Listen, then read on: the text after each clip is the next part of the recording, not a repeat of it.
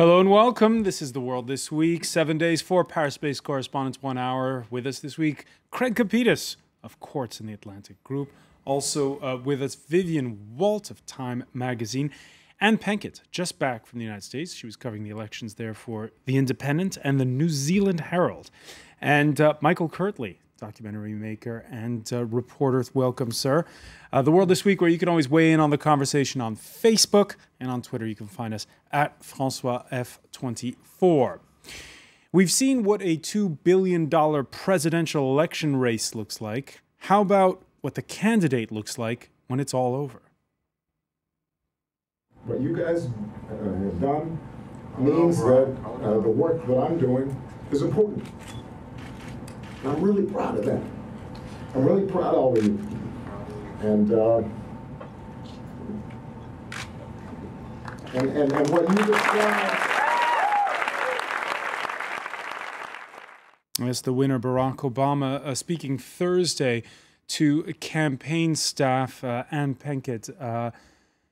Boy, at the end of the day, he wins with a larger than expected electoral margin, but you could see that there was huge relief.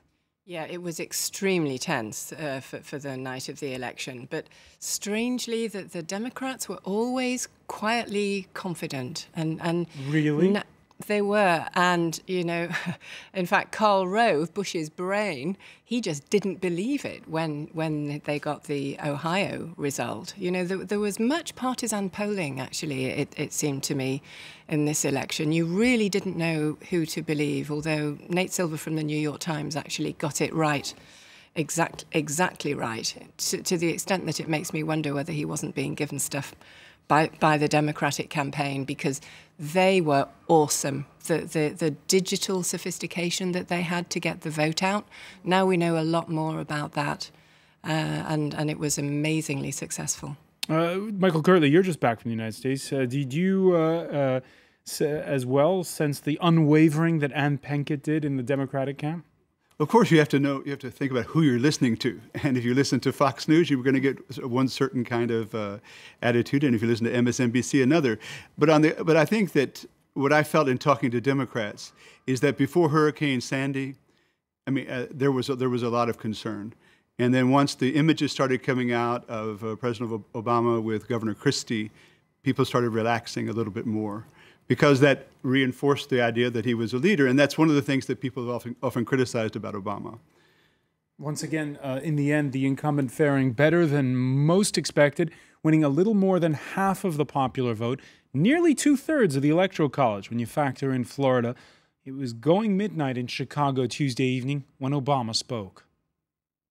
We are not as divided as our politics suggests. We're not as cynical as the pundits believe. We are greater than the sum of our individual ambitions, and we remain more than a collection of red states and blue states. We are and forever will be the United States of America. And together, with your help and God's grace, we will continue our journey forward and remind the world just why it is that we live in the greatest nation on earth. Thank you, America. God bless you. Vivian Walt, people said, oh, this election campaign, it's not the same as 2008 when it was such a startling and energizing campaign on all sides. Here, though, this speech that he gave on Tuesday evening, perhaps one of the best ones he's given in a long while. I would say the best one he's given since the 2008 campaign. I mean, there was the guy that people voted for 4 years ago that seemed to disappear for the last year. And I think in some ways he was drowned out by the really negative media that's built up in the past 4 years. It's become hugely vocal. Is that the media's fault or is it his fault? Well, I think it's a bit of both. He is not the greatest street fighter, as we know. He does have an ability to pull it off at crucial moments. He did not pull it off during the campaign, and I think that's why Democrats were so concerned. When he came out to declare victory, that was the guy that everybody had been waiting for the past year and hadn't seen during the campaign. And he was back. And, you know, we'll see what happens from here on. I hadn't seen him during the campaign, and yet, as Ann Penkett was just saying a minute ago, Obama ran a very smart ground game and managed to energize his voters. Which surprised a lot of people based on the internal polls that a lot of people were putting out. Surprising how many young people came out for him. That, if you watch the polls, that wasn't expected. And hey, it's over. You know, $6 billion later, and things are the same today as they were 4 days ago. You know, there's no difference. He says the cynics. Well, I'm not a cynic, but boy, am I skeptical. And it's the takeaway of this election for me is that Barack Obama is still looking at trillions of dollars in debt. America is running out of money. It will run out of money soon. And going on stage and giving good speeches doesn't fix that. And we have not seen anything from him that can go to fixing this problem. I'm not saying we've seen it from the Republicans either, but we've seen nothing from him. But the takeaway on this thing really is Mitt Romney was never a politician. He's a businessman and he's a managing director. And there was a belief that America needed a businessman to fix it. I happen to agree with that particular philosophy at this point in time, that idea. The problem was, why no one voted for Romney, is he had to tar and feather himself with these right-wing Christian nuts. He had to tar and feather himself with these senators who were politicians running for office who wanted to go back to the dark ages with women. When I talked to my children going to school in the States and kids there who my children know, they were outraged, rightfully so, by these individuals who Romney associated with, who he had to associate with to get this nomination. It was unseemly. And the Republican Party, if you listen to them talking right now, as far as they're concerned, nothing's changed. They're still going to go back to this guns and screaming. Let's pick up on that point. Show you The Economist, which challenges Obama to put his money where his mouth is. Its cover story captioned, "Now Hug a Republican." And a lead editorial that cautions his failure to work successfully with Republicans has been woeful. In his first term, Mr. Obama broadly got the economics right, but his White House staged a destructive war of words against business. Do you agree, Ann Penkett? They did when he had nowhere else to go. You know, if you look at from the get-go in 2009, they were reaching out very much as he did in his victory speech, actually, trying to get bipartisanship. He wanted to go for the Obama care package, which of course took something like 18 months, and it was Democrats on one side and Republicans on the other.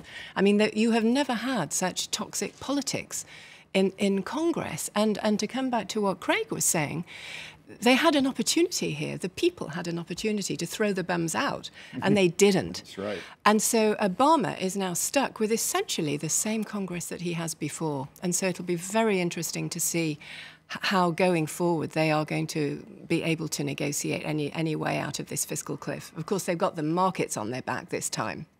Nothing like a deadline to concentrate the minds. And let's talk about who he's been negotiating with to stop the U.S. from falling off that so-called fiscal cliff. Leaders in Washington have till December 31st, with Republicans this time around promising to bargain in good faith. Now, the president has signaled a willingness to do tax reform with lower rates. Republicans have signaled a willingness to accept new revenue if it comes from growth and reform. So let's start the discussion there. However, to the House leader's good cop, there's the Senate minority leader's bad cop. Mitch McConnell, who hails from Michael Kirtley's home state of Kentucky, saying he hopes Obama proposes solutions that actually have a chance of passing the Republican-controlled House of Representatives and a closely divided Senate, step up to the plate on the challenges of the moment and deliver in a way that he did not in his first 4 years of office. As they bargain over this, finding a solution to bridging some of that huge gap in the deficit, are the Republicans going to play hardball, or does Obama perhaps have a stronger hand now? Well, my friend from Mitch McConnell from Kentucky, who's not really my friend, but I know, would probably be the first one not to compromise, I think. And as you see the Republicans and how they're approaching, I think that they're going to have to be very careful as to how they're perceived, because contrary perhaps to what Craig was saying, I think that there is also the other side of the coin, which says that the Americans did vote for Obama to a much greater degree than people were expecting. And they were voting for, in a certain sense, to legitimize what Obama stood for. And what he stood for were certain aspects of society. And one of those is bolstering the middle class and perhaps taxing the rich more. So I think that in terms of how the approach to the economy is going to be made, you're going to see the Republicans in a situation where they have to compromise, or else they're going to be perceived as retrogrades by the rest of the population. Okay, so Viv Walt, there you have it. Michael Kirtley saying they voted for Obama because of middle-class values. Craig Capita saying that it's because of social issues that many people didn't vote Republican. What do you think? I think there are a whole range of issues, and I think that one of Obama's great problems now is what The Economist cover touches on, and that is that he is ultimately a kind of aloof guy. And he has not spent the last 4 years making friends in a way that a Republican really needs to do. So he needs to play more golf with previous presidents. There were people in the White House. There was, dinner parties. There were coffees. There were drinks. There was, you actually need to do the kind of stuff that Obama really does not like to do, and is going to have to do it, and quickly, I think, in order to make these deals happen. It sounds somewhat trite, but I really think that a lot of politics ultimately happens this way. As someone who remembers Richard Nixon more clearly than I really want to, I will issue a warning. Beware of political parties who scream out 4 more years. That was the calling card of Mr. Nixon, and it's going to be very, very, very difficult, because you come down to the simple fact here. Put all the politics aside, which Americans find very, very difficult to do. They don't have the money to pay for it. Mm-hmm. There's no money. They cannot spin it out of air. There is no Rapunzel up in the tower. And when you see young people voting for Barack Obama, if you're between 18 and 25, I submit, and you don't vote for Barack Obama, there's something wrong with you. You should be, at that age, idealistic. That's part of growing up. But the Republicans keep bringing out these old men, old people. Even the young ones look old, with old ideas. And that crowd is the voter base for that is really no longer there in a presidential election. You mentioned that the former Republican candidate Newt Gingrich saying that they shouldn't have done so much to alienate minorities. For him, the soul searching within the Republican Party has indeed begun. We thought at 8% unemployment, or approximately 8%, with gasoline the price it was, et cetera, that it would be almost impossible for Obama to get reelected. He deserves enormous credit. His campaign deserves credit. And the fact is, Republicans are going to have to do a lot of rethinking at the presidential level. Which brings us back to the point that Michael Kirtley was making, Anne, which is it's unclear at this point whether or not the Republicans are going to have that soul searching. Oh, the soul searching started right from the get-go, from the moment of Romney's defeat. But then nobody's going to take the blame. I think you're going to find a situation where they're looking for a scapegoat. The social conservatives who make up the party base still, they never wanted Romney in the first place. He was too centrist for them. And then Romney went in their direction during the primaries to get the nomination at the convention. As soon as he had that in his pocket, he was moderate mitt again. So no, the Republican Party is actually at least 2 parties, but unfortunately not like you can in the UK. You can't split off, or you're never going to win another election. While you're speaking, we're looking at images of Chris Christie, the governor of New Jersey, in the company of Barack Obama. This was, of course, after Hurricane Sandy devastated the coastline of his state. Chris Christie, who had been a surrogate for Mitt Romney, is that a play for 2016, or is that a different Republican Party emerging? I don't think that Chris Christie was trying to play politics there, except within his own heart and his own. I mean, at that particular point, I think you could feel that. I don't think it was anti-Romney. I think Romney sort of summed up his whole problem when he said, you know, let Detroit go bankrupt. You know, and at that particular point, and from that point on, he had a position that was indefensible in trying to appeal to the American public, and certainly that played against him in Ohio, and that played against him in Michigan. And I think that if you're going to be the soul searching about Chris Christie has to begin with the soul searching within the Republican Party, and I think it'll happen because I think that the Republican Party realizes they have very little chance at the presidency unless they can appeal to immigrants, unless they can appeal to the young, unless they can appeal to women, and they haven't been able to do that. I was going to say, if this election's a snapshot of where the United States is right now, it is a changing place. Of course it is. I mean, if you look back 20 years, and actually when George Bush ran his first campaign, George Bush Jr., that is, ran his first campaign, he actually captured quite a number of Latino votes. Now, the Latino population has something like doubled since then and is growing fairly rapidly, and they've utterly abandoned the Republicans. But I think that there's one thing we're forgetting, which is money. And I think that basically each candidate rejected federal funding. Each candidate individually had to raise $1 billion.